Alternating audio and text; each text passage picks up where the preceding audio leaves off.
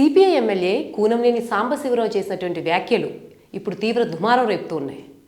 ముఖ్యంగా ఆయన కాంగ్రెస్ పార్టీపై విరుచుకుపడ్డారు. ఈ వ్యాఖ్యల్లో భాగంగా ఆయన ఇందిరా సినిమాలోని ఒక డైలాగ్ వాడడంతో ఎంత కోపంగా సిపిఐ పార్టీ కాంగ్రెస్ మీద ఉందో అన్నది స్పష్టమైంది. ఆయన వ్యాఖ్యలు కనుక గమనిస్తే, మేము పొత్తులో ఉన్నాం, మేము ఎప్పుడూ మిత్రధర్మం పాటిస్తాం, అదే మిత్రధర్మం కనుక కాంగ్రెస్ పార్టీ పాటించకపోతే మేము సహించం.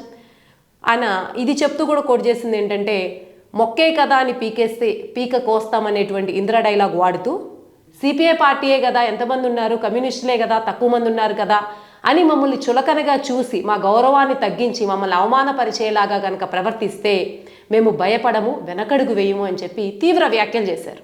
ఇప్పుడు ఈ వ్యాఖ్యలు సోషల్ మీడియాలో వైరల్ అవుతూ ఉన్నాయి. అసలు కూనంనేని సాంబశివరావు ఈ వ్యాఖ్యలు చేయడానికి వెనుకున్నటువంటి కారణం ఏమిటి, ఎందుకు కాంగ్రెస్ పార్టీ పైన అంత ఆయన ఆగ్రహంగా ఉన్నారు అన్న డీటెయిల్స్ ఈ వీడియోలో చూద్దాం.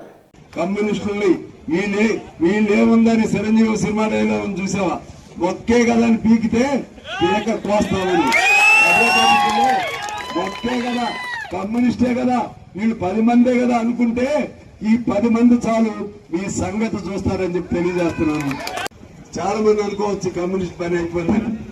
కమ్యూనిస్టుల పని అవ్వటం కానీ, కమ్యూనిస్టులని అంతం చేయటం కానీ, కమ్యూనిస్టులు లేకుండా చేయటం కానీ ఎవరి వల్ల ఈ భూప్రపంచంలో కాదు. వీరభద్రం గారు లాంటి లేకపోయినా ఉంటారు. ప్రజలు ఉన్నంతకాలం ఎర్రజెండా ఉంటుంది.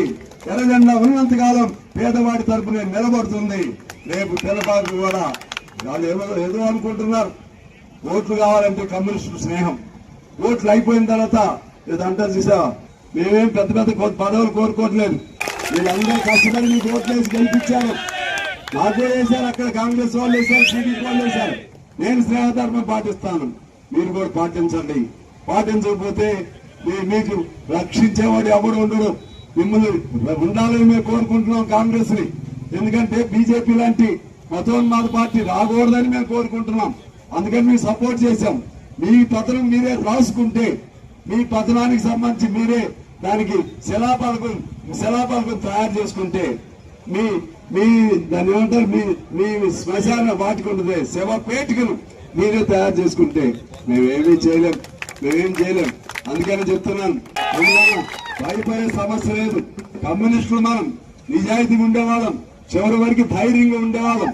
పోరాటాలకు మారిపోయారు కమ్యూనిస్టులు. పేద ప్రజలకి ప్రతిరూపం కమ్యూనిస్టులు. ఎక్కడ ఇబ్బంది వచ్చినా, ఎక్కడ సమస్య వచ్చినా, ఎక్కడ అన్యాయం జరిగినా ఉండే జెండా ఎర్ర జెండా. అందువల్ల రేపు భవిష్యత్తులో ఎక్కడో ఇలా తెలవదు. అవసరమైతే పినపాకు కూడా పోటీ చేయాల్సి వస్తే మళ్ళా కూడా పోటీ చేయడానికి సిద్ధంగా ఉంటామని చెప్పి తెలియజేస్తూ మీ అందరికీ హృదయపూర్వక నమస్కారాలు. 2023 అసెంబ్లీ ఎన్నికల్లో కాంగ్రెస్కి మద్దతుగా ఉంది సిపిఐ పార్టీ. సిపిఐ పార్టీ నుంచి కూనంనేని సాంబశివరావు కొత్తగూడెం నుంచి ఎన్నికయ్యారు, ఎమ్మెల్యేగా గెలిచారు. మిగిలిన ప్రాంతాల్లో సిపిఐ పార్టీ కాంగ్రెస్కి మద్దతు ఇచ్చింది. అలాగే పార్లమెంట్ ఎన్నికల్లో కూడా ఇదే స్నేహబంధం కొనసాగింది. అయితే కొత్తగూడెం కార్పొరేట్ ఎన్నికల విషయంలో, పదవుల షేరింగ్ విషయంలో వీళ్ళిద్దరికి మధ్య విభేదాలు తలెత్తాయి, హంగ్ ఏర్పడింది. ఆ సమయంలో మంత్రి పొంగులేటి శ్రీనివాస్ కొత్తగూడెం మేయర్ పోటీ కోసం తను దక్కించుకునేటువంటి ప్రయత్నాలు కూడా చేశారు. ఆ సమయంలో కాంగ్రెస్ అధిష్టానానికి వచ్చి ఆ ప్రయత్నాలను అడ్డుకుంది. మొత్తానికైతే సిపిఐ పార్టీ నుంచి మేయర్, కాంగ్రెస్ పార్టీ నుంచి డిప్యూటీ మేయర్ 2.5 ఏళ్ల పదవి బదిలీ ద్వారా, ఒక ఒప్పందం ద్వారా అయితే మిత్రబంధంతో కొనసాగుతూ ఉన్నారు. అయితే తర్వాత నుంచి కూడా మంత్రి పొంగులేటి శ్రీనివాస్ ఆధిపత్యం ఏదైతే ఉందో, ఆయన జోక్యం ఏదైతే ఉందో అది కొత్తగూడెంలో పెరిగిపోవడాన్ని కూనంనేని సాంబశివరావు అలాగే సిపిఐ సభ్యులు సహించలేకపోతున్నారు అన్నది ఒక వాదన. ఇంకోవైపు కాంగ్రెస్ అధినేతల్ని, నాయకుల్ని అసలు సిపిఐ నేతలు పట్టించుకోవడం లేదు.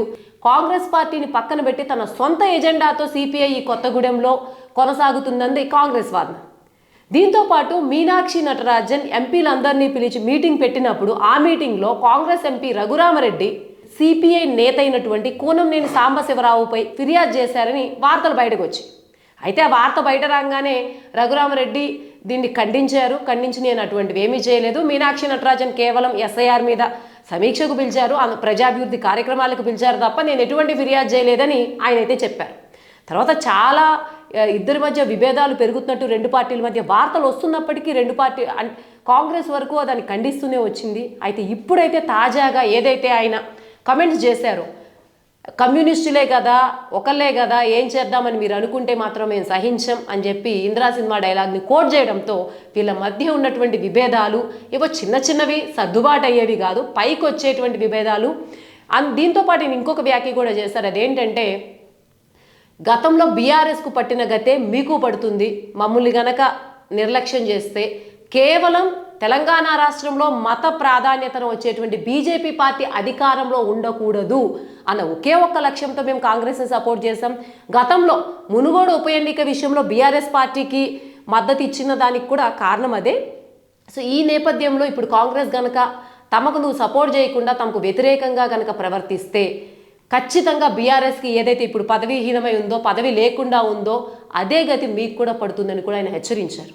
ఏదేమైనప్పటికీ దీనిపై కాంగ్రెస్ ఎలా స్పందిస్తుంది, సిపిఐ పార్టీతో మళ్ళీ తన స్నేహబంధాన్ని గట్టిపరిచేటువంటి ప్రయత్నాలు చేస్తుందా, లేకపోతే ఈ విభేదాలు ఇలాగే కొనసాగుతాయి అన్నది వేచి చూడాల్సిందే.